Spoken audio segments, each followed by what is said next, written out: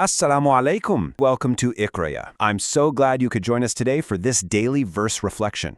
We're going to explore a really profound spiritual truth in Surah An-Naziat, Ayah 40. وَأَمَّا مَنْ خَافَ مَقَامَ رَبِّهِ وَنَهَى النَّفْسَ عَنِ الْهَوَى. Take a breath and just let the gravity of those words settle for a moment. In English, the translation reads, "But as for him who feared to stand before his Lord and sold from lust." Now, this single ayah actually provides us with a complete, transformative framework for our entire spiritual journey. To truly grasp the weight of this formula, we really need to look at the context surrounding it. Classical commentators like Ibn Kathir and al-Qurtubi brilliantly point out the stark contrast between this verse and the ones right before it, verses 37 to 39. You see, on one hand, there's the path of ruin. That's the tragic fate of those who transgressed boundaries and preferred the fleeting worldly life. And the result there? Hellfire. But directly opposed to that is the path of salvation. This eternal safety is promised to anyone who possesses two specific active traits: fearing to stand before Allah and restraining the soul from unlawful desires. The result of this path is paradise. So, what does this actually look like in practice? Let's unpack that first pillar, which centers on the concept of maqam. Tafsir Ibn Kathir explains this in two deeply profound ways. First, it refers to the literal physical stance we're all going to take, standing completely alone before our Creator on Judgment Day to give a full account of our lives. But second, it means recognizing Allah's constant omnipresence and watchfulness over every single action we take right here today.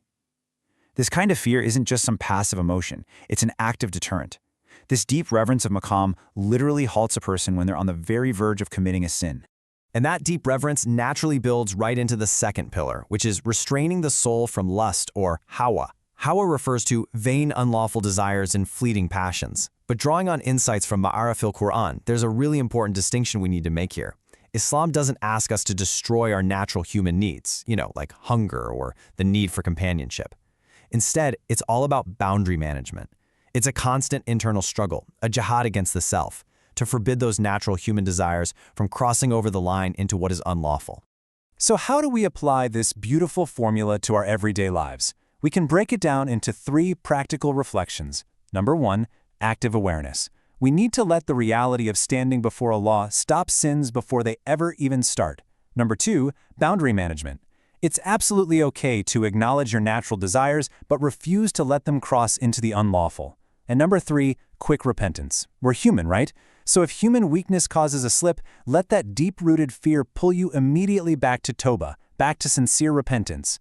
This lifelong self-restraint and quick return to Allah leads directly to the promise in the very next ayah, Ayah 41. It tells us that paradise, a final, safe, and eternal home, will be the ultimate refuge. May we all strive to embody these two traits and find our eternal rest in that promise. So I'll leave you with this question to ponder. The next time you find yourself standing on the edge of crossing a boundary, will you remember your maqam? If you found this journey through the text beneficial, please subscribe our YouTube channel and follow our Facebook page Iqrayah. We cannot wait to explore another verse with you very soon.